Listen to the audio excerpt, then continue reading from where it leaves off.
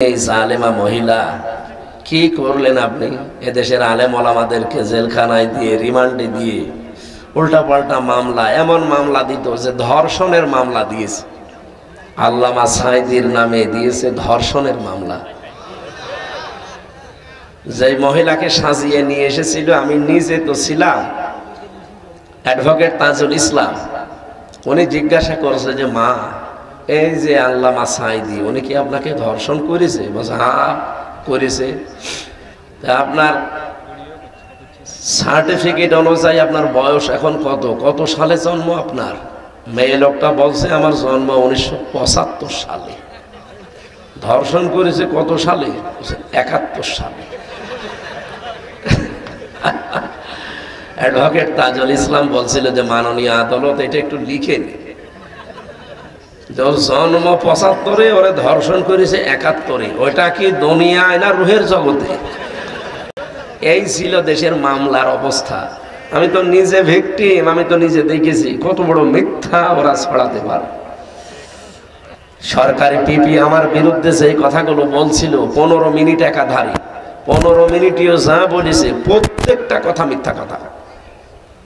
আমারে আনসারুল্লাহ বাংলা টিমের প্রধান বানিয়েছে, অথচ ও ছাতা যে কি জীবনে আমি নামই শুনি। এরপরে মামলা দিল আমি আল্লাহর দলের সভাপতি। কি সে? জেলে যাওয়ার পরে আমার পাশের বিল্ডিং এ একজন আছে, সে হচ্ছে আল্লাহর দলের সভাপতি আর তার ছেলে হচ্ছে সেক্রেটারি। আসলে বাংলাদেশে ওদের আর কেউ নেই।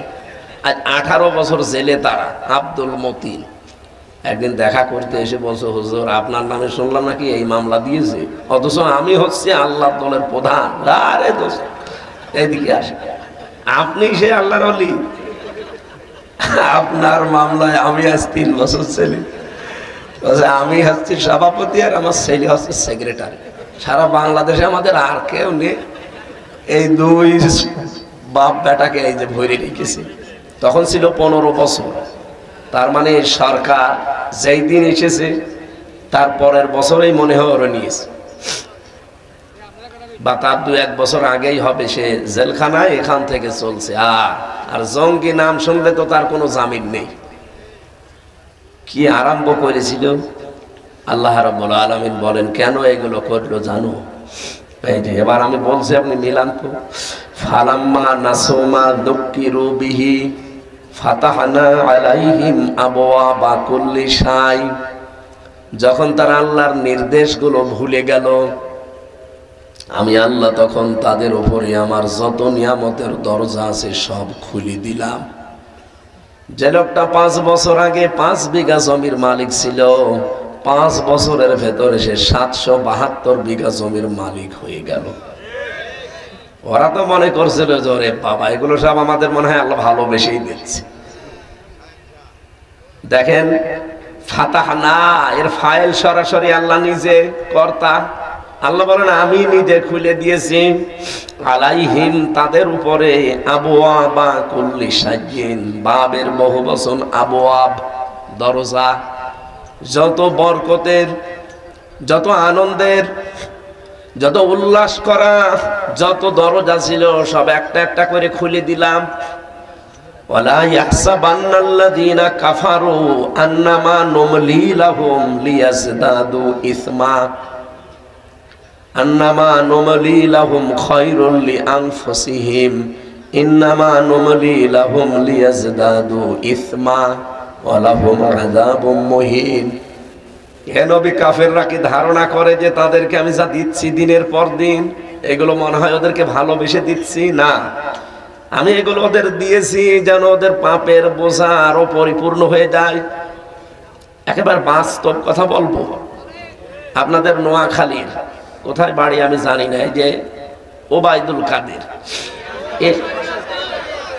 এই জেলায় বাড়ি না? আমরা জানি নোয়াখালী জেলায় বাড়ি, কোন থানায় আমি জানি না। এই লোকটা মরে গিয়েছিল না প্রায়। তার যে অবস্থা সিঙ্গাপুরে আমি দেখলাম, আমার মনে হয় আল্লাহ ওরে হাতে করে ঘুরিয়ে দিয়েছে। কি যে অবস্থা হয়ে গিয়েছিল, চেহারার দিকে তাকানোর কথা ছিল। আমারই ভয় লাগছিল ওরে দেখে। আমি তো সিঙ্গাপুর মালয়েশিয়া ওই জায়গায় ছিলাম। কি অবস্থা ছিল ওর চেহারার দিকে তাকিয়ে আমার মায়া হতো। আল্লাহ, মানুষের চেহারা এত কালো হয়ে যায়, মরে গেলে নাই হয়তো, জীবিত থাকতে একেবারে কাকের মতো হয়ে গেছে।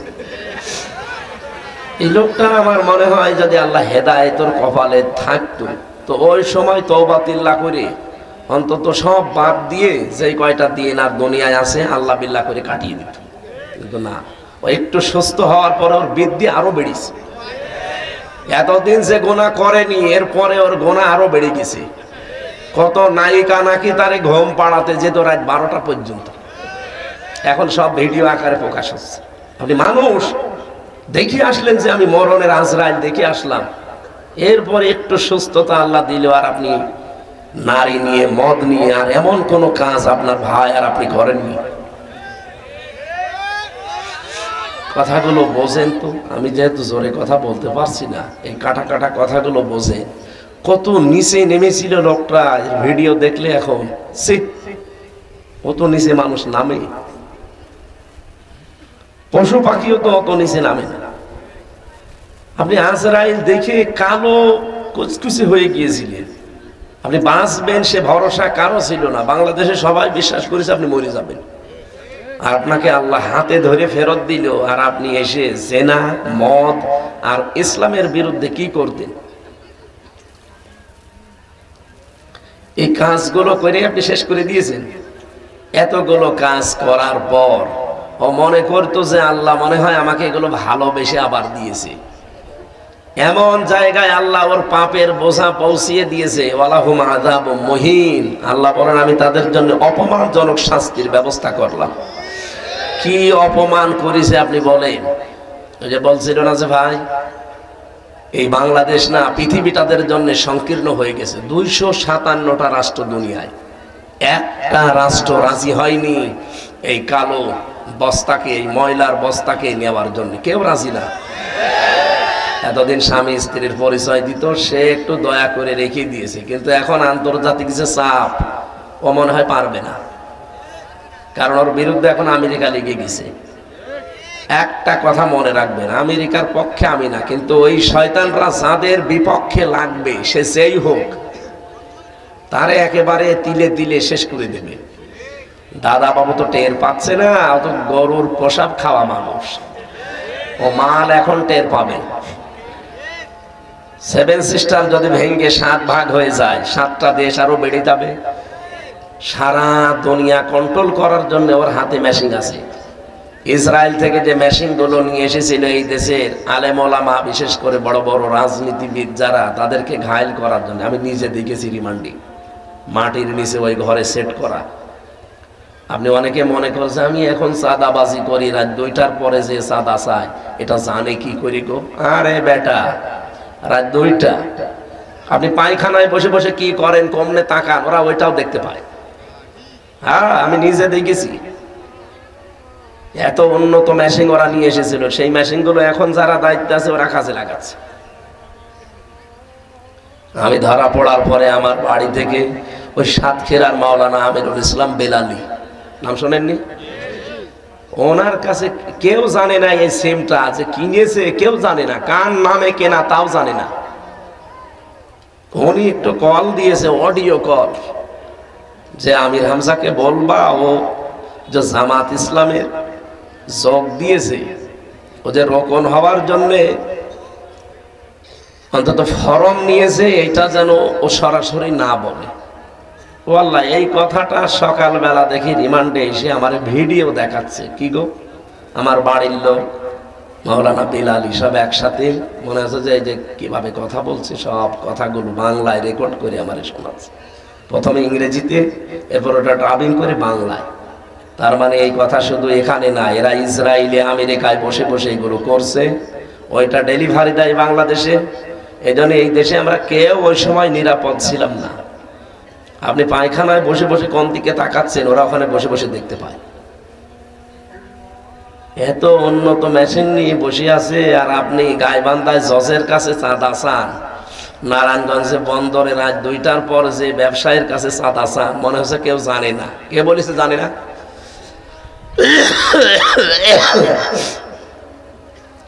এই জন্য আপনাদেরকে আমি সতর্ক করছি, ভাই সাবধান। গোয়েন্দাদের সাথে আমাদের যোগাযোগ আছে, বড় বড় যারা দায়িত্বে আছে। এখন জিজ্ঞাসা করি মাঝে মাঝে যে কিছু বলেন না কেন? হুজুর আমরা 5 তারিখের পর থেকে এই দেশটাকে নখদর্পণে রেখেছি, সব আমাদের চোখের ভেতরে আমরা দেখছি যে কে কি করে। যা করছেন না, একটা মাসলুম দল ছিল বিএনপি, আমার সাথে যারা জেলে ছিল আমি দেখেছি 313টা মামলা ঘাড়ের উপরে নিয়ে জেল খাটতেছে বিএনপির এক নেতা। বললাম যে ভাই আপনি কবে জামিন করাবেন আর কবে জেল থেকে বের হবেন, কবে হাজিরা দেবেন? বলেন তো, একটা মানুষের জন্য 313টা মামলা দেয়, ওর জীবনে আর কিছু থাকে? আমার 2টা দিয়েছে, তাই আমি তছনছ হয়ে গেছি। 313টা মামলা, ও কবে জামিন করাবে? এই মাজলুম দলটাকে আজ দেখছি 5 তারিখের পর থেকে অনেকেই ডোবানোর জন্য উঠে পড়ে লিখেছে। আপনি কথাগুলো গায়ে নেবেন না, বাস্তবে বোঝেন। হাসিনা যেই ভাঙ্গা ঢোল বাজিয়েছিল এতদিন পর্যন্ত, যে চেতনার নাম নিয়ে, এখন নতুন করে অনেকের ঘাড়ে ওই ভূত চেপেছে। ও এতদিন পর্যন্ত ছড়িয়েছিল যে 71 এই চেতনা, এই নাম নিয়ে একটা দলকে এই দেশে কোণঠাসা করে রেখেছিল। কিন্তু বাংলাদেশের মানুষ সহ সারা বিশ্বে সবাই এখন টের পাচ্ছে যে সত্যিকার অর্থে দেশটা যদি কেউ ভালোবাসে তারা হচ্ছে ইসলামপন্থী লোক। বিএনপির ভেতরে 2টা গ্রুপ আছে। আমার সাথে তারেক জিয়া সাহেবের বন্ধু ছিল, পিএস ছিল, একেবারে এক ঘরে পাশাপাশি রুমে, আমি দেখেছি তাদের কাছে। এই মানুষগুলো বলতো বিএনপিতে 2টা গ্রুপ আছে, একটা হচ্ছে ডানপন্থী আর একটা বামপন্থী। প্রায় 51টার উপরে ভারত আমাদের সাথে চুক্তি করেছিল 15.5 বছরে। এটা রেকর্ড হচ্ছে, এই জন্য বলছি যাক, সারা দুনিয়ায় চলে যাক। এই চুক্তিগুলো যেহেতু ইউনূস এসে ওদের বিরুদ্ধে, এখন যে ওরা বিপদে পড়ে দোয়া ইউনূস পড়বে তাও তো কায়দা নেই। এই যে দোয়া ইউনূসও পড়তে পারে না, কারণ ইউনূস পড়তে গেলে নাম আসবে কার? ইউনূসের। চিন্তা করছে যে সামনে আমেরিকা কিন্তু মানে 3 সপ্তাহ আগে একটা রিপোর্ট দিয়েছে, আপনারা দেখেছেন, ভয়েস অফ আমেরিকা, আমেরিকার গোয়েন্দা সংস্থা, এরা একটা রিপোর্ট বানিয়েছে সারা বিশ্বের 257টা দেশ নিয়ে। আরে ভাই, ওরা তো আর আমার খালাতো ভাই না, খালাতো ভাই, আর ওরা এমনি মুসলমান দেখতে পারে না, অথচ রিপোর্ট বের করে পাঠিয়েছে যে এই বাংলাদেশে তৃতীয় একটা ইসলামপন্থী শক্তির উত্থান হতে যাচ্ছে এবং তারা ক্ষমতায় বসতে যাচ্ছে।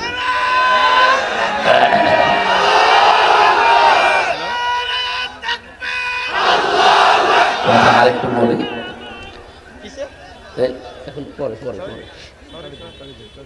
গুরুত্বপূর্ণ বিষয় ভাই, এটা আমি আন্দাজে বলছি না, সব আমার পড়া এবং দেখা। এই যে রেকর্ড হচ্ছে কিরামান কাতিবিন, তামাম দুনিয়া চলছে এখন। আগস্টের 5 তারিখের আগের একটা রিপোর্ট আছে। আমি বলেন তো, যে যারা রিপোর্ট করে, এই যে ইহুদি, খ্রিস্টান, মুশরিক, এরা কি আমার ভাই? কি আমার কি শত্রু? আমার কি? আমরা একটু মাথা তুলবো, জীবনেও তারা চাই না। আমাদেরকে যে স্বাধীনতা বিরোধী নাম দিয়ে এতদিন উলট পালট করেছে, 47 সালে দেশটা ভাগ হয়েছিল, আমরা পক্ষে ছিলাম। কথা বলে না কেন? এদেশের জামাত ইসলাম বলেন, হেফাজত ইসলাম বলেন, অন্যান্য যে দলগুলো আছে ইসলামের আলেম ওলামা, সবাই ছিল 47-এর পক্ষে, যে আমরা আলাদা হয়ে যাব ভারত থেকে, আলাদা হয়ে পাকিস্তান হয়ে গেলাম। আপনি ইতিহাসগুলো পড়েন, আমার কথা বিশ্বাস না করে দেখেন 71 সালে যেটা হয়েছে, এই 54 বছর যাদের নামের উপরে আপনি উলট পালট তকমা দিয়ে যে এরা স্বাধীনতা বিরোধী, এরা দেশের স্বাধীনতা চায়নি। হ্যাঁ ঠিক আছে, পাকিস্তান থেকে আমরা আলাদা হতে চাইনি কেন? হ্যাঁ, ওরা অত্যাচারী 100 ভাগ আমরা বিশ্বাস করি, ওরা অত্যাচার করেছিল, ওরা আমাদের অধিকার নষ্ট করেছিল, কিন্তু আমরা চাইনি এই কারণে, কারণ ওই সময় ভারত আমাদেরকে একটা উদ্দেশ্য নিয়ে সাহায্য করেছিল। ইসলামপন্থী লোকেরা আপনার চাইতে অনেক আগে অনেক কিছু টের পায়, কারণ এর ভেতরে সেই টের পাওয়া জিনিসগুলো আছে। তারা টের পেয়ে জানিয়েছিল যে না, আমরা পাকিস্তান থেকে আলাদা হতে চাই, কিন্তু ভারতের সাহায্য নিয়ে না। কারণ এই শয়তানরা জাতে মাতাল হলো, তাহলে ঠিক আছে। ওরা আমাদের সাহায্যের নাম নিয়ে, ও ছিল বড় ভাই ভারত, পাকিস্তান ছিল মেজো ভাই, আমরা ছোট ভাই। আমরা দুই ভাই যেহেতু এক, আর ও তো একা এক, দুইজন একসাথে থাকলেও জীবনও পারত না। ষড়যন্ত্র করে চিন্তা করেছে এই দুই ভাইকে আলাদা করে দিতে পারলে, ছোটটাকে যে আমার কাছে আছে আস্তে করে কাছে নিয়ে আসতে পারলে আমরা দুইজন এক হয়ে যাব, সারা আশপাশের এই 8টা 10টা দেশ আমরা কন্ট্রোল করব। এই নিয়ত ছিল তার। সবচাইতে বড় বিষয়, এদেশে আমাদের সাহায্য করার নাম নিয়ে এই যে গত ডিসেম্বরে, মাত্র 1 মাস 1.5 মাস আগে, 16ই ডিসেম্বর গেল না, দেখেছেন মোদি কি স্ট্যাটাস দিয়েছে? বাংলাদেশ স্বাধীন করলো এই মানুষগুলো, আর ওই স্ট্যাটাস দিয়েছে এই স্বাধীনতা ভারতের। স্বাধীনতা ভারতের এই কথাও বলতে পারে, এইটা 54 বছর আগে ইসলামপন্থী মানুষ বুঝেছিল। এই জন্য হয়তো ওই সময় সরাসরি বলে না যে না আমরা স্বাধীনতা পাকিস্তান থেকে চাই, তো ভারতের সাহায্য নিয়ে না, কারণ ওই শয়তানরা সাহায্য করছে, ওটার উদ্দেশ্য আছে। উদ্দেশ্যটা কি? ওই সময় ওরা কিন্তু বুদ্ধিজীবী হত্যা করার মাধ্যমে এ দেশটা মেধাশূন্য করে দিয়েছে, আমরা যেন মাথা উঁচু করে দাঁড়াতে না পারি। আর সবচাইতে বড় বিষয়, ওই সময় যুদ্ধের সাহায্যের নামে এই দেশ থেকে সবগুলো পাচার করে নিয়ে গেছে। আর এই 15.5 বছরে তো লোহা গেছে, তামা গেছে, সোনা গেছে, রূপা গেছে, আর ওই দেশ থেকে এসেছে শুধু বাবা আর ডাল। আমি কি বেশি বলছি? এটা বাস্তবতা এবং আমরা দেখতে পাচ্ছি। এটা এই 15.5 বছরে কত ডাল, বাবা, কত হিরোইন এসেছে আপনি জানেন? এই যে রিপোর্ট বেরিয়েছে, এই মোবাইলে সব আছে। এই 15.5 বছরে এত ডাল, এত বাবা। বাবা মানে এ বাবা না, ইয়াবা। ডাল মানে খেসারির ডাল, মসুরের ডাল না, কি ডাল? ফ্যান্সি ডাল। একবার কুষ্টিয়া সদর থানায় দেখি 2 জনকে ধরে পিটাচ্ছে কনস্টেবল, ওসি সাহেব দাঁড়িয়ে। আমি তখন ওসিকে পড়াতাম। আমি বলতাম, স্যার এদেরকে এত পিটান, হুজুর ওরা ডাল খায়। আরে স্যার কি দুনিয়া আসলো যে ডালও খাওয়া যাবে না? হুজুর এ ডাল সে ডাল না, আচ্ছা ফ্যান্সি ডাল। ও ঠিক আছে, পিটা। পিটিয়ে করবে কি? আবার পরে আমি আবার জেলে গেলাম। আমি ওই সুদের বিরুদ্ধে বলেছিলাম। মসজিদের সভাপতি ছিল সুদখোর। সুদখোর মানে ও টাকা ছেড়ে রাখে আর টাকা আসে, এটা কি বলে? এই এলাকায় আছে। 1000 টাকা দিলে মাসে মাসে 200 টাকা বেশি দেয়। ওরা মনে করে যে এটা আমার লাভ বা ইন্টারেস্ট, অথচ এটা কি বলেন তো? এটা মায়ের সাথে জেনা করার শামিল। তো এই কথা আমি ইমাম সাহেব, আমার মসজিদের সভাপতি, আমি মেনে নেব? বলেন। আমি বললাম না, আপনি সভাপতি থাকলে আমি ইমাম থাকতে পারবো না, হয় আপনি থাকবেন না আমি থাকবো।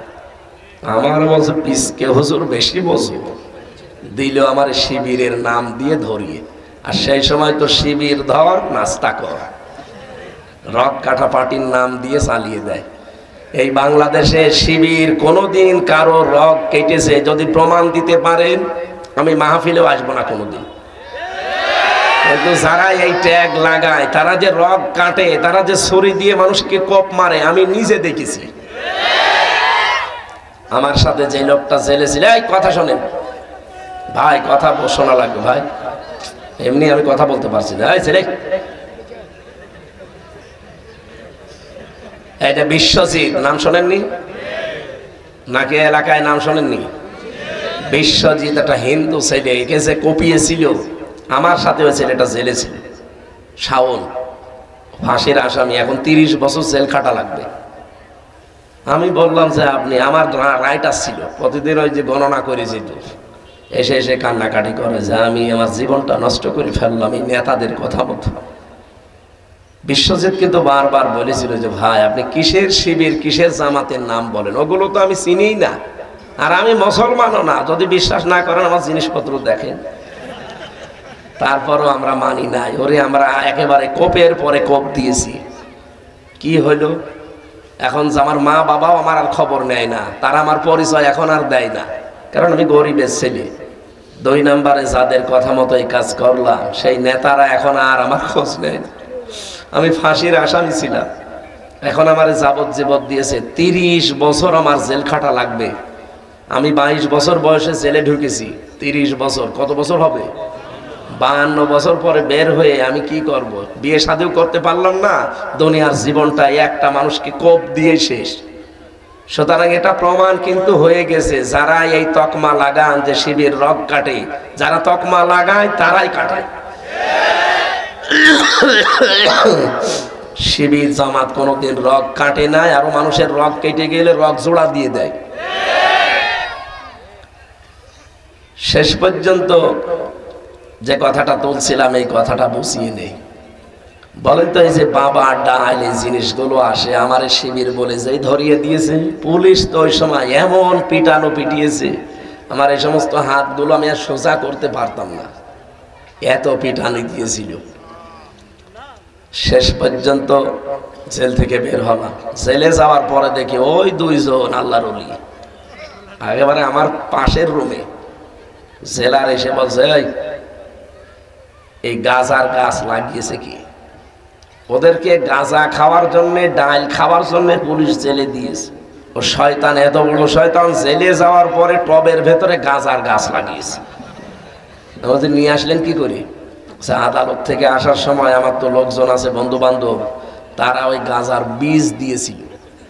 ওই বীজই আমরা এই মুখের ভেতরে কোনায় রেখে দেই, যতই মেশিং মারুক ভেতরে তো দেখতে পারবে না, এই জায়গায় রেখে দেই। নিয়ে ভেতরে আসার পরে ওইটা বের করে ফেলি। এসে এই গাছগুলো লাগিয়েছিলাম, এখন এই যে এত বড় বড় গাছ হয়েছে। জেলার বলছে, কি শয়তান, গাঁজা খাওয়ার জন্য জেলে দিল, আর জেলের ভেতরে এসে গাঁজার গাছ লাগিয়েছে।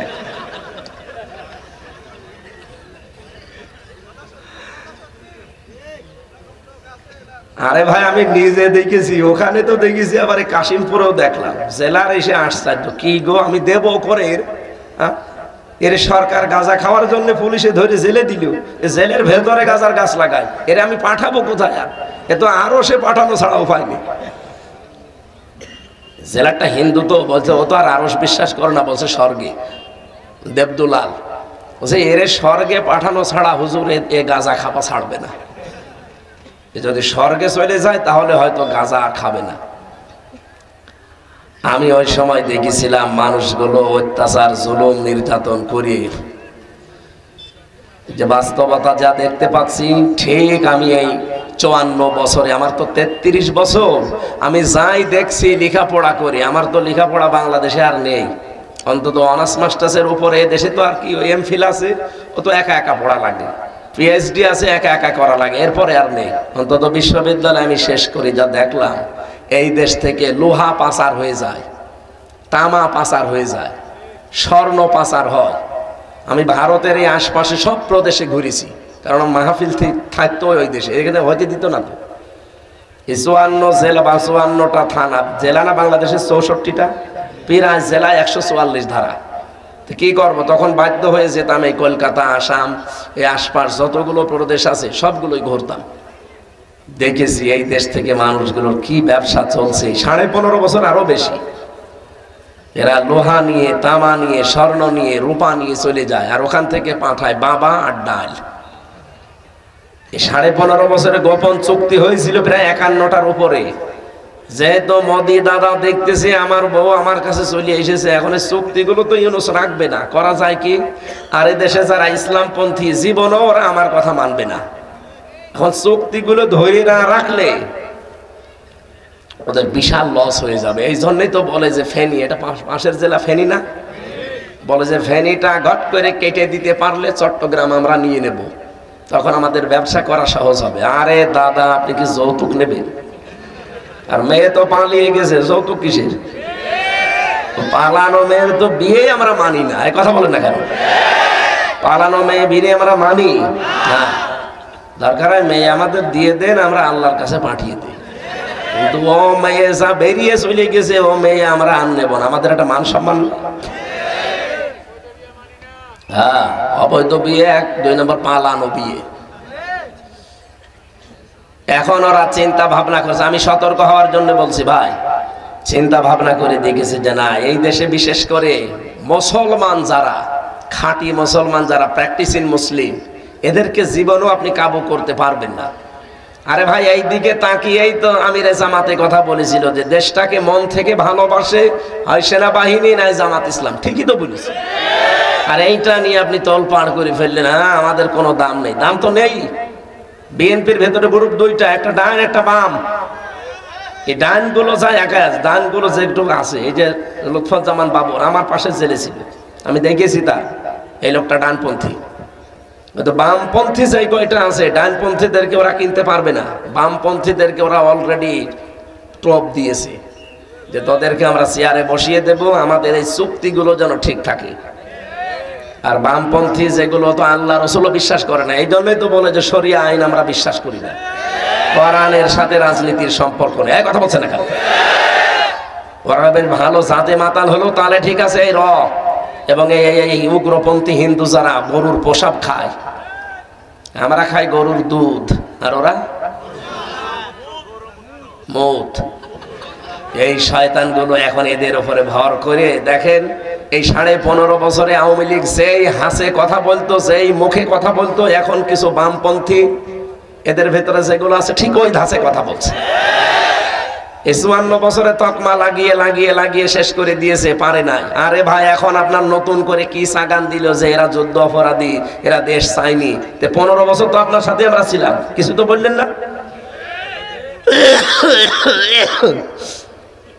আপনার উপরে কে ভর করেছে কেউ না জানলে দেশের আলেমরা জানে, কারণ এই দেশের আলেমদেরকে জানিয়ে দিয়েছে এই কোরআন। কথা বলেন ঠিক কিনা? আপনারা যেটা 54 বছর পরে জানেন, এ দেশের আলেমরা সেটা 54 বছর আগেই জেনে ফেলে।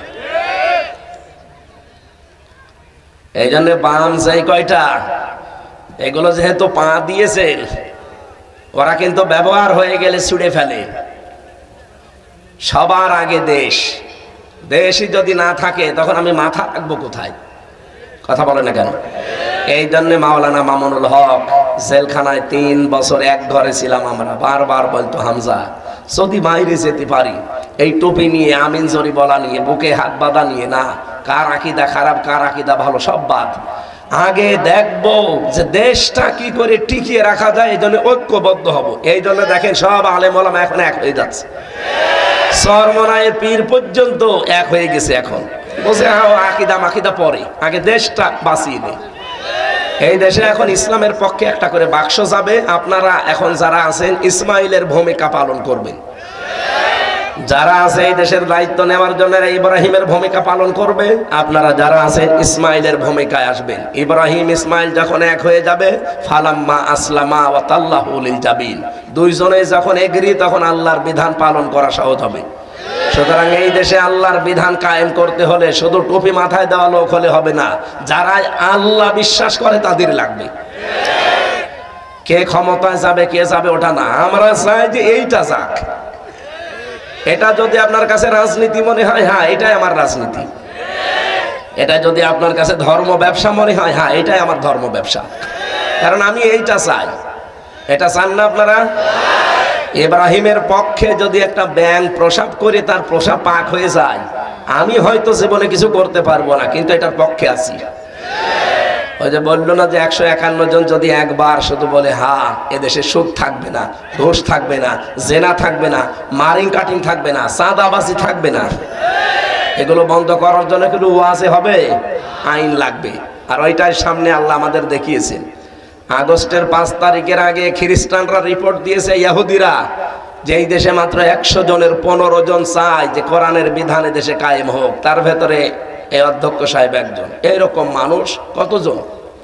100 জনের এই জানুয়ারির 1 থেকে 30 তারিখ পর্যন্ত চলে গেল। রিপোর্টগুলো আন্তর্জাতিক দেখবেন। এখন বাংলাদেশে এই 5.5 মাসের ব্যবধানে August, September, October, November, December, 5 মাসের ব্যবধানে বাংলাদেশে এখন 100 ভাগের 58 জন মানুষ চাচ্ছে যে দেশে কোরআন কায়েম হোক।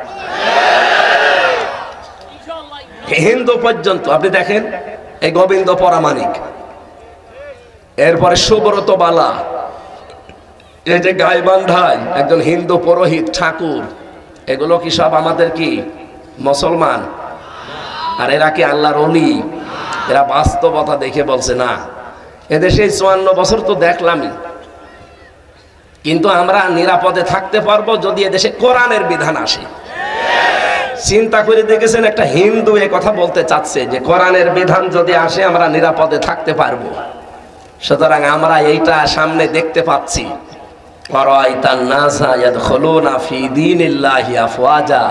হেনবে আপনি দেখবেন দলে দলে পালে পালে মানুষ ইসলামে প্রবেশ করছে, সেই অবস্থা এখন দেখতে পাচ্ছেন না? 15 থেকে 58 যদি হয়ে যায় 5 মাসে, আপনি আর কিছুদিন যেতে দেন। আমি বিশ্বাস করি এবং আপনাকে আমি বিশ্বাস করাতে পারি 100 ভাগের 100 ভাগ মানুষ বলবে আমরা এদেশে কোরআনের বিধান চাই। হিন্দুরা দেখছে যে না, আমাদের মন্দির মুসলমান পাহারা দেয় 5 তারিখের পরে, আমাদের বাড়ি ঘর বানিয়ে দেয়। আমার নিজের জেলা কুষ্টিয়ায়, আমার ইউনিয়ন পাটিকা বাড়ি সদর থানা, হিন্দুর বাড়ি ওরা ভেঙে দিল। আমরা নিজে টাকা পয়সা কালেকশন করে জামাত ইসলামের ইউনিয়ন সভাপতি যিনি, আমির যিনি, সেক্রেটারি যিনি, আমার কাছেও টাকা নিয়েছে। টাকা পয়সা তুলে 2 লাখের উপরে তার ঘরটা বানিয়ে দিলাম। সে জীবনে কোনোদিন ইসলাম ছাড়া, আলেম ছাড়া আর কিছু কোনোদিন ভাববে? আপনি এখন তারে কোড়াল মারেন যে না, আমি চাই আল্লাহর কোরআন দেশে কায়েম হোক, কারণ আমি নিরাপদ হয়ে গেছি, আমার বাড়িটা হয়ে গেছে। এদেশে মাত্র 6 ভাগ অন্যান্য জাতির লোক আছে, তারা সবাই চাচ্ছে এখন। আর মুসলমান আমরা যারা আছি তারা তো চাচ্ছি। আমাদের ভেতরে কিছু মুনাফিক আছে যারা ওই দাদাদের 5 আটা গোলামি করছে, এখন তারা বাদ দিয়ে তারা সফল হতে পারবে না ইনশাআল্লাহ। আল্লাহ আমাদের কাছে মনে হচ্ছে ওমরের প্রতিচ্ছবি একজন মানুষ আল্লাহ পাঠিয়ে দিয়েছেন। কথা বলেন। আমি তার সাথেও 4 দিন এক ঘরে ছিলাম। তার ইবাদত, তার আল্লাহর প্রতি তাওয়াক্কুল, আল্লাহর প্রতি ভরসা, তার ইখলাস অনেক বেশি। আল্লাহ এমনিতে তো ইসলামের পূর্ণ জাগরণ তৈরি করে দিচ্ছে না, কিছু মানুষের ইখলাসের কারণে, ত্যাগের কারণে। আল্লাহ যেন এটা সামনে আমাদের দেখার তৌফিক দেন যে 56,000 বর্গ মাইল এই কোরআন দিয়ে চলছে। আরো জোরে বলেন। আল্লাহ পাক বলেন ওরা যখন ভুলে যায় ওই মানুষগুলোর জন্য, তখন তাদের রহমতের বরকতের, তাদের ক্ষমতার দরজা সব খুলে দেয়। খুলে দেওয়ার পরে ওই মানুষগুলো মনে করে হাত্তা ইদা ফারিহু বিমা উতু, ওদের উপরে দান করা বস্তু পেয়ে যখন ওরা আনন্দে আত্মহারা, আখাযনাহুম বাগতাতান, হঠাৎ করে তখন আমি তাদেরকে ধরি। আল্লাহ ঠিক আয়াতটা বাংলাদেশে মিলিয়ে দিয়েছে। ওরা যখন ওদের উপরে দান করা এই ক্ষমতা পেয়ে, ক্ষমতা দান করা কার? নাকি নিজেদের? আল্লাহ বলেন আমার দান কিছু বস্তু পেয়ে যখন আনন্দে আত্মহারা, ঠিক তখন আমি তাদেরকে ধরলাম আকস্মিক ভাবে, এমন ভাবে ধরেছি যে দুপুরের খাবার খাবে সে সময়ও পায়নি। 5 মিনিট কি যেন লেখবে জাতির উদ্দেশ্যে। আল্লাহ বলেন না, তাড়াতাড়ি পালা। ফাইদাহুম মুবলিসুন, ওরা হতাশ হয়ে গেছে। হইল কি? সাইদি সাহেব বলেছিল না যে জালেমেরা একটা গর্তও পাবে না ইঁদুরের, ঠিক এখন তাই হচ্ছে। গত 2 দিন এক শয়তান দেখলাম হাসিনাতেই আস্থা, এটা লিফলেট করে করে মারছিল, আজকে পুলিশ ধরিস। এমন পিটানো পিটিয়েছে পেছনে লাল হয়ে গেছে। এইটাই হবে সামনে, জালেমদের কোনো ছাড় নেই। হাসিনার তৈরি করা কোনো কথা এদেশে আর মরণের আগ পর্যন্ত চলবে না। নতুন শব্দ তৈরি করেন। উনি বলছিলেন ওই ওয়ান জাস্টিস, যেটা তৈরি করেন, এটা কোরআনের শব্দ। ইন্নাল্লাহা ইয়া'মুরুকুম ইয়া'মুরু বিল আদলি, অবশ্যই আমি আল্লাহ তোদের নির্দেশ দিচ্ছি তোরা দুনিয়াতে কি করবি? ন্যায় বিচার। আর এটাই ছাত্র জনতা চেয়েছিল, আমরা এটাই চাই। কথা বলে না কেন? আর এটা কায়েম করতে হলে এই বিধান লাগবে। এর বাইরে কোনো বিধান দিয়ে ন্যায় বিচার হবে হবে না। তো আমি নিজে বললাম না, 3টা বছরে 30 বার মামলা তুললো, হইল না। এখনো তো এটা কায়েম হয়নি। আর যেটা কায়েম হয়ে গেলে আপনি টের পেতেন। খলিফাতুল মুসলিমিন হযরত ওমর, কণ্ঠটা যদি ছিঁড়ে যেত না, জোরে বললে আবার ভেঙে যাবে, এই জন্য বলতেও পারছি না। বাজারে গেলেন একটা ঘোড়া কেনার জন্য, এক লোকের কাছে দামাদামি করে ঘোড়াটা কিনে নিলেন। বাড়িতে আসতেছেন, ½ কিলো মতো আসার পরে ঘোড়াটা পা অকেজ হয়ে গেছে। ঘোড়া ওখানে এক জায়গায় বেঁধে রেখে, যেহেতু পা পড়ে গেছে আর নড়তে পারবে না, আবার বাজারে চলে গেলেন, খোঁজ করলেন, লোকটাকে পেয়ে গেছেন। ডাক দিয়ে বল, আল্লাহর বান্দা, তুমি যে ঘোড়া বিক্রি করলেও ঘোড়াটা অকেজো, ফেরত নেওয়া লাগবে, আমার টাকা দাও। লোকটা বলে, খলিফা আপনি দেশের মালিক হতে পারেন, তা আমারও একটা জায়গা আছে, আদালত। কি আছে? বলেন তো, প্রধানমন্ত্রীর কাছে যদি আদালত দেখায় সে আবার কি? আমাদের দেশে এরকমই হওয়া দরকার। বলেন। ডাক দিয়ে বলে, কি করবা তুমি? বলে, আমি তো বিক্রি করে দিয়েছি, আপনি হঠাৎ করে এখন ঘোড়া অকেজ হয়ে গেলে আমি করব কি? আমি দিতে পারবো না ফেরত। চলেন বিচারপতির কাছে। শোরাহ বিল হারিস রহমতুল্লাহ আলাইহি ওই সময় ছিলেন তিনি একটা বিচারপতি। তার কাছে বিচার গেল। ওই বেঞ্চে বিচার যাওয়ার পরে, বাংলাদেশে বিচারের বেঞ্চ আছে কয়টা? 54টা। হাইকোর্টে কয়টা? 54টা বেঞ্চের যে কোনো একটা বেঞ্চে মনে করেন গেছে। শোরাহ বিল হারিস রহমতুল্লাহ আলাইহি কথাগুলো শুনলেন, ডাক দিয়ে বললেন, খলিফা আপনি দেশের মালিক হতে পারেন, কিন্তু এর রায়টা আপনার পক্ষে দেওয়া সম্ভব না। কারণ একটা জিনিস বিক্রি হয়ে গেছে, হওয়ার পরে ওইটা আপনার দায়িত্বে। এখন আপনি কি ওটা কি বেঁচে থাকবে না মরে যাবে, সেটা মালিকের দায় না, ওটা আপনার দায়। হযরত ওমর বললেন, বিচার কি এরকমই? বলে, হ্যাঁ, এ পক্ষ এখন ওই মালিকের পক্ষে চলে গেছে, বিক্রেতার পক্ষে, আপনার পক্ষে রায় দেওয়া সম্ভব না। জান, আমার মনে হয় এই দেশে হলে ওই বিচারপতি চাকরি থাকতো।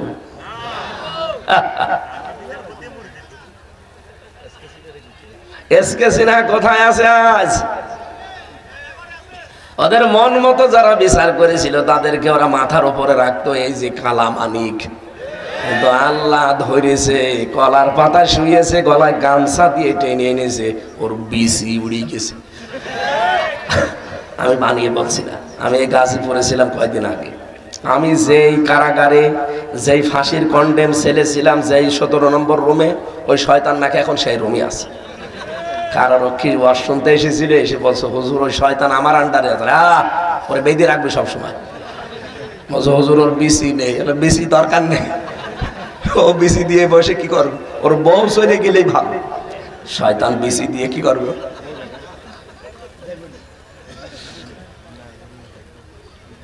হযরত ওমর পরের দিন তিনি মিটিং ডাকলেন। বিচারপতি যারা আছে তাদেরকে বললেন, এখানে আসো। এখন যেহেতু বাংলাদেশে 54টা বেঞ্চ, ওই সময় হয়তো 20টা ছিল। সবাইকে দিয়ে শোরাহ বিল হারিস রহমতুল্লাহ আলাইহিকে বললেন, দেখো তুমি যে বিচার করলে, এত সৎ সাহস নিয়ে বিচার করা যায় যে তুমি প্রধানমন্ত্রীর বিরুদ্ধে রায় দিলে, তোমার মতোই বিচারপতি আমার লাগবে। আজকে থেকে তোমার আমি প্রধান বিচারপতি বানিয়ে দিলাম। আমাদের দেশে দু একজন যদি একটু এরকম কিছু করতো, ওরে প্রধান জায়গায় দেওয়া দূরের কথা, একেবারে নিচে নামিয়ে দিত। একজন হাইকোর্টের বিচারপতি বিদায় নেওয়ার আগে বলেছিল না, যে দেশটা তো জাহান্নাম বানিয়ে ফেলেছেন। আসলে এই দেশটা জাহান্নাম বানিয়ে ফেলেছে।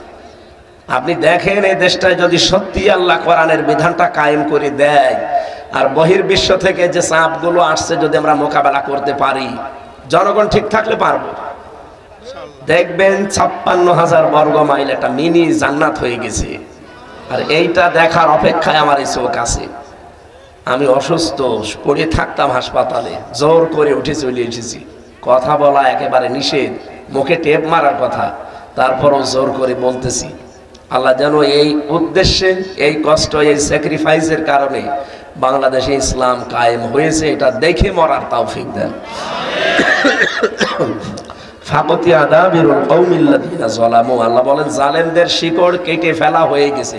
পতিয়া এটা মজুল, এর ফাইল জানা নেই, কর্তা কে কেউ জানে না। জালেমদের শিকড় কেটে ফেলেছে কে? না না না, এই আপনি আলেম, আন্দাজে বলেন কেন? ফাকতি আদাবিরুল কওমিল্লাযিনা যালামু, জালেমদের শিকড় কাটা হয়ে গেছে। কে কেটেছে কেউ জানে না। আপনি কুষ্টিয়ায় হানিফের বাড়ি যান, আমাদের এমপি ছিল, নাম শোনেননি? মাহবুবুল আলম হানিফ। ওর বাড়ি এখন মাটির সাথে মানুষ মিশিয়ে দিয়েছে, পায়খানার প্যান পর্যন্ত খুলে নিয়ে চলে গেছে। কিন্তু কে ভেঙেছে এত বড় বাড়ি? তার ভাইয়ের বাড়ি 8 তলা, আর তার বাড়ি 3 তলা। বলেন তো, পায়খানার প্যানও নেই, ইটও খুলে নিয়ে চলে গেছে। কে করেছে কেউ জানে না। সারা দেশে জালেমদের বাড়ি ঘরের অবস্থা এই।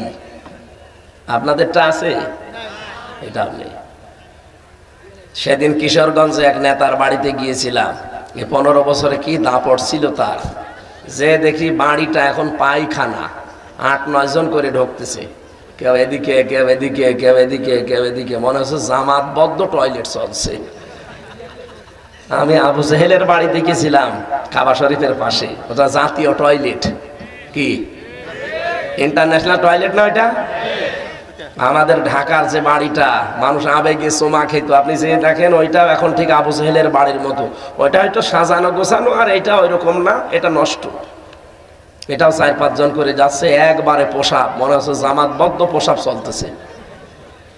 মাত্র 5.5 মাস 6 মাসে যদি আল্লাহ অবস্থা করে দেয়, 5 বছর 6 বছর পরে দেখবেন এই দেশে জালেমদের সব বাড়ি ঘর খাওবিয়াতাম বিমা জলামু, জনশূন্য হয়ে যাবে, ওজার গৃহ হয়ে যাবে, একেবারে পরিত্যক্ত বানিয়ে দেবে। এই ঘোষণা কার? সূরা নমল 19 নম্বর পারা 20 নম্বর পৃষ্ঠা 7 নম্বর লাইনের 52 নম্বর আয়াতটা ভালো করে তাফসীর পড়বেন। আমার আজকের তেলাওয়াতকৃত আয়াত প্রথমটা আমি বাদ দিলাম, 51 নম্বর আয়াত সূরা নাম, ওয়ানজির বিহিল্লাযিনা ইয়াখাফুন, হে নবী আপনি সতর্ক করবেন এই কোরআনে কারিম দিয়ে ওই মানুষগুলোকে, আইয়ুহশারু ইলা রাব্বিহিম, যারা ভয় করে তাদের রবের কাছে হাজির হওয়া লাগবে এই দিনকে। আমরা ভয় করি না? আমাদের আসল টার্গেট তো ওইটা। লাইসা লাহুম মিন দুনিহি, সেই দিন কোনো বন্ধু পাওয়া যাবে না, ওয়ালিয়্যু ওয়ালা শাফি, কোনো অভিভাবক, কোনো সুপারিশকারী, লাআল্লাহুম ইয়াত্তাকুন, আশা করা যায় এই কথাগুলো যদি ওরা শোনে বোঝে ওদের জীবন সংশোধন হবে। সম্মানিত ভাইরা, আমি এখন চাপ দিয়ে যদি গলা ছেড়ে দিয়ে কথা বলতে চাই, যা আছে একেবারে বসে যাবে। অন্তত ডাক্তার বলেছে যে কথা যেহেতু বন্ধ করতে, আমি আর সাহস নিয়ে চালাচ্ছি না। চালালে আমার দেখেছে হিতে বিপরীত হয়ে কণ্ঠটা রগগুলো ফুলে আছে, আর একটু বেশি ফুলে গেলে জীবনের কথা বলতে পারবো না। আমি পারছি না, সাহস নিতে পারছি না। আগামীতে আবার চেষ্টা করবো ইনশাআল্লাহ। আল্লাহুম্মা আমিন। রব্বির হামহুমা কামা রব্বায়ানি সাগীরা। ও মাবুদ, কত আশা নিয়ে তোমার বান্দার এটা সাজিয়েছে, আমিও তো বড় আশা নিয়েই বলার চেষ্টা করছিলাম, শরীরও সাপোর্ট দেয় না, কণ্ঠ সাপোর্ট পাচ্ছে। 3টা বছর জালেমরা এমন কোন টর্চার নেই যা আমার এই শরীরের উপরে করে না। আমার শরীরটা ওরা ধ্বংস করে দিয়েছে, ভেতরে আমার একেবারে খোলা বানিয়ে ফেলেছে। আমি খুব কষ্ট করে কথা বলছি, কণ্ঠটা একেবারেই বসে গেছে। আল্লাহ, তুমি রোগ দেওয়ার মালিক, তুমি শেফা দেওয়ার মালিক। আমি বিশ্বাস করি আমার কণ্ঠ, আমার শরীর তোমার হাতে। মেহেরবানি করে তুমি এটা আগের অবস্থায় ফিরিয়ে দাও। ওই 18 সাল 20 সালে যেভাবে কথা বলতাম, আবার তুমি সেই 18-20 সালের মতো আমার কণ্ঠ, আমার শরীর আবার ফিরিয়ে দাও। কোরআনের কথাগুলো যেন আবার সহজ সরল ভাবে বলতে পারি, সেই তৌফিক আমার ভিক্ষা দাও। আমি আর চালাতে পারলাম না, আল্লাহ মাফ করে দিও। এই আয়োজনে যারা জড়িত আছে সবাইকে কবুল করে নাও। যত মানুষ কবরে আছে এলাকার কবরগুলো জান্নাত বানাও। বিশ্ব নবীর খাতিরে তুমি আমাকে মাফ করে দাও। আমি স্বীকার করছি আমি গুনাহগার, আমি অপরাধী। আমি সবার সামনে স্বীকার করছি, গোপনে না, ওপেনলি বলছি আমরা অপরাধী, আমি গুনাহগার। এমন কোন অপরাধ নেই যা জীবনে আমাদের নেই, সব অপরাধ করেছি। কিন্তু আমাদের একটা জায়গা আছে, তোমার নাম গফফার। আল্লাহ তুমি মাফ করে দাও, মাফ করে দাও। চর্মচকে যেন অন্তত দেখে মরতে পারি যে তোমার কালাম দিয়ে দেশটা চলছে। বারাকাল্লাহু লানা ওয়া লাকুম ফিল কুরআনিল আযীম। আলহামদুলিল্লাহি রাব্বিল আলামিন। আসসালামু আলাইকুম। বসা যায় না, বসে আওয়াজ বাড়িয়ে দেন, রিভাব দেন, রিভাব থাকলে দেন, আওয়াজ বাড়িয়ে দেন। যারা দাঁড়িয়ে আছেন বসে। আলহামদুলিল্লাহি রাব্বিল আলামিন ওয়াসসালাতু ওয়াসসালামু আলা রাসূলিহিল আমিন وعلى آله وصحبه واتباعه أجمعين ليلا ونهارا في الطرفين فقد قال الله تعالى في كلامه المجيد وبرهانه التوحيد أعوذ بالله من الشيطان الرجيم بسم الله الرحمن الرحيم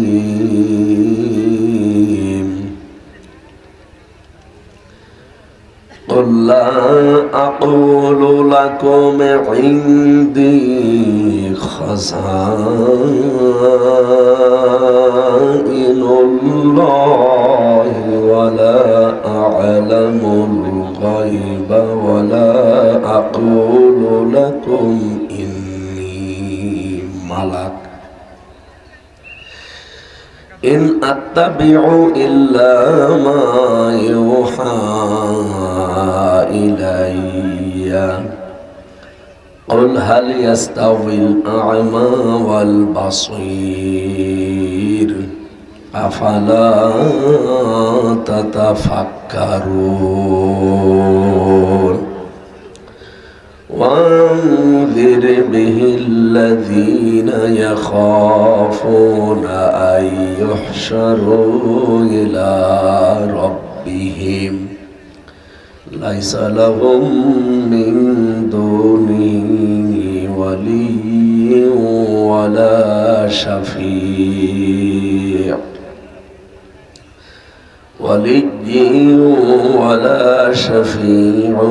لعلهم يتقون اللهم صل على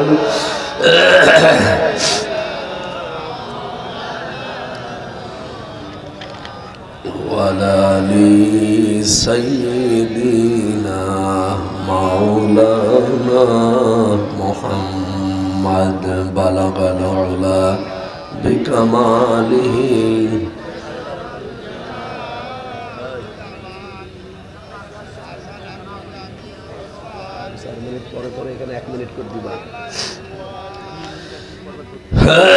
আলহামদুলিল্লাহ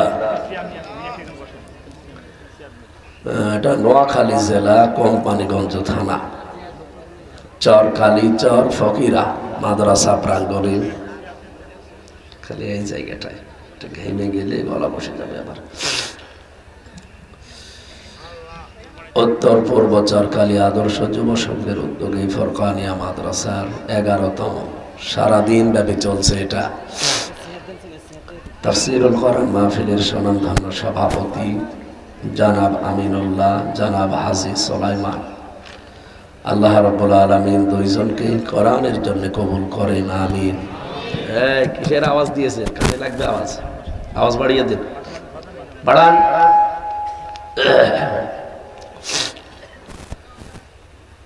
যারা এতক্ষণ সারাদিন কোরআনের কথা বললেন, মাওলানা কামরুল ইসলাম সাইদ আনসারি, মাওলানা ওমর ফারুক, মাওলানা শাইখ জামাল উদ্দিন, মাওলানা হুসাইন মাহফুজ, বিশেষ অতিথি অনেক মানুষের নাম দিয়েছেন। মাহফিলটা যাদের মাধ্যমে নিয়েছিলেন জনাব দেলাওয়ার হোসেন ফরহাদ সাহেব সহ বরেণ্য সদস্য যারা, মঞ্চে বসা ওলামায়ে কেরাম, সামনে বসা মুসলমান ভাইরা, পর্দার আড়ালের সম্মানিত মা এবং বোনেরা, প্রাণপ্রিয় নোয়াখালীবাসী, আল্লাহর দরবারে শুকরিয়া জানাচ্ছি যিনি আমাদের সুস্থ রেখেছেন। যারা সুস্থ আছেন বলেন আলহামদুলিল্লাহ। আর যারা আমরা অসুস্থ, আমাদের কিছু বলার দরকার নেই, মুখ বন্ধ করে থাকি। মুসা আলাইহিস সালাম আল্লাহকে একবার জিজ্ঞাসা করেছিলেন, মাবুদ তুমি যদি আমার বান্দা হয়ে যাও আর আমি যদি তোমার মালিক আল্লাহ হয়ে যায়, তাহলে আমার মতো আল্লাহর কাছে তুমি বান্দা হিসাবে কি চাইবে? আল্লাহ রাব্বুল আলামিন বলেন, মুসা তুমি তোমার বর্ডার ক্রস করে ফেলেছো, এটা সম্ভব না, তুমি কোনোদিন আল্লাহ হতে পারবা না। আর আমারও বান্দা হওয়া সম্ভব না। মুসা আলাইহিস সালাম বললেন, আল্লাহ আমি কিন্তু ইন বলেছি, ইন মানে যদি, ইন মানে কি যদি হতে পারতাম, তাহলে কি চাইতে, তো হতে চাইনি। আল্লাহ তাআলা বলেন যদি এরকম কিছু হতো তাহলে আমি দুইটা জিনিস চাইতাম, একটা হায়াতে তজ্জিবা আর একটা সিহাতে কুল্লিয়া, পরিপূর্ণ সুস্থতা। আর হায়াতটা যেন পবিত্র, পাক পবিত্র থাকে, এই হায়াত যেন নষ্ট হয়ে না যায়। হযরত মুসা বলেন, আল্লাহ আমি তো জানতাম না যে কি চাওয়া লাগে তোমার মতো মালিকের কাছে। তুমি যখন নিজেই এরকম জিনিস চাইতে, তা আমি এখনই দোয়া করছি তুমি আমার হায়াতটা পবিত্র বানিয়ে দাও আর আমার শরীরটা তুমি মরণ পর্যন্ত সুস্থ রাখো। আল্লাহ পাক বলেন, মুসা তুমি খুব চালাক, আমার কাছ থেকে দোয়া শুনে তুমি আবার উল্টা করে আমার কাছে দোয়া করো। যেহেতু দোয়া করেই ফেললে, অকালা রব্বুকুম উদউনি আস্তাজিব লাকুম, আমাকে ডাকো আমি ডাকের সাড়া দেব, এ কথা কার? সুতরাং আজকে থেকে তোমার হায়াতটা আমি পবিত্র বানিয়ে দিলাম। 2 নম্বরে তোমার শরীরটা আমি একেবারে মৃত্যু পর্যন্ত সুস্থ রেখে দিলাম। যাও, কোনোদিন হযরত মুসা আলাইহিস সালাম অসুস্থ হননি। আমি এই যে অসুস্থ হয়ে 6-7 দিন যে অবস্থা, বিশেষ করে কণ্ঠটা, কথা বলা একদম নিষেধ। ডাক্তার বলছে মুখের ওপরে টেপ মেরে থাকবেন, কিছু চাইলে লিখে দেবেন, অন্তত 5 দিন।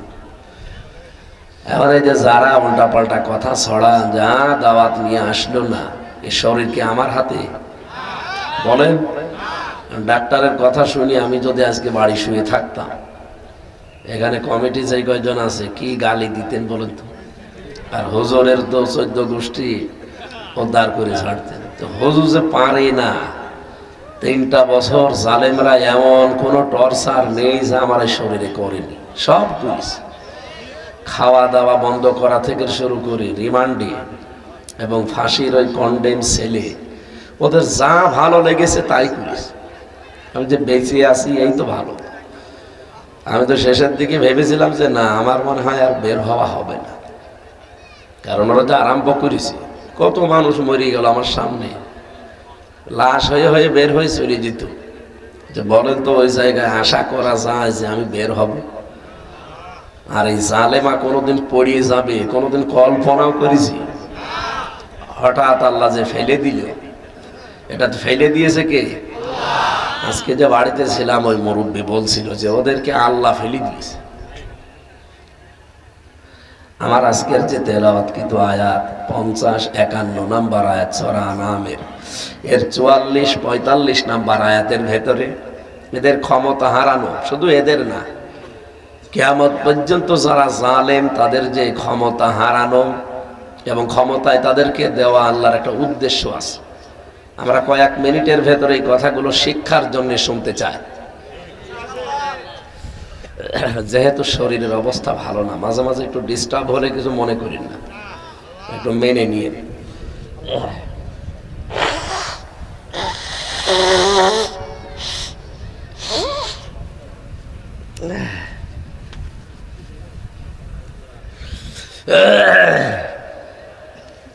একাধারে ধরে রাখলে আমার গলা বসে যাবে। এই জায়গায় 2-1 মিনিট দেবেন, এই জায়গায় যেন ঘামে না, এই জায়গায়, বুঝলেন?